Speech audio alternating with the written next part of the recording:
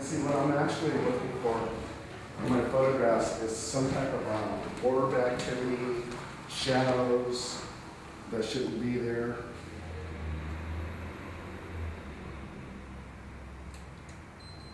First off, I like to see if there's any anomalies in my photographs. I like to go ahead and take my camera, take some pictures, see if I can get any orb activity. Now, when you get orb activity, it doesn't mean that that's paranormal. But a lot of people think that an orb is a containment field for a spirit. But also too, orbs can be dust orbs, there could be lint orbs, it could be light refractions. But I do look for anomalies. Then I try to get EVPs, electronic voice phenomenon. And so I turn on my recorder and see if I can pick up anything. You should be able to get anomalies in your photographs, and you should be able to get some type of EVP if a place is truly haunted. But there's been a lot of times too where I've been to haunted locations where I thought the place was absolutely not haunted because I didn't get any orbs and no EVPs. And the reason why is because the energy level is so low in that house during that time. And especially like right now we're at this house, it doesn't mean that it's not haunted, but later on, maybe in the evening, where they can pick up on different type of energy sources, then the activity could pick up and we can get anomalies in photographs, we can get EVPs and everything else. There's no science to this, but a lot of people think they work, and they're used to locate where an entity might be. Is there anybody in the house?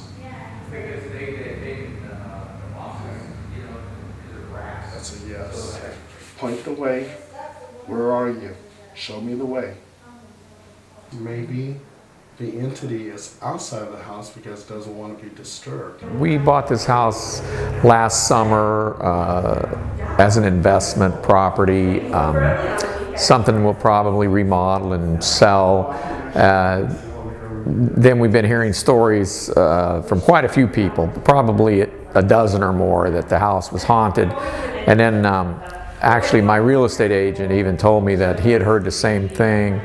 And then as we do a little bit more research, it just seems that more and more people have said that. But personally, I haven't experienced anything strange, but I really haven't spent much time here. I haven't had a chance to really do too much work on it yet. A friend of my father's said that he's drove by here and seen a little girl in the window of the dormer, which are fake windows. So I don't know.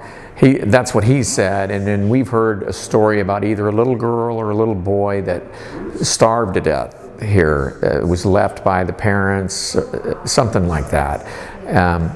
There's been a couple of different stories.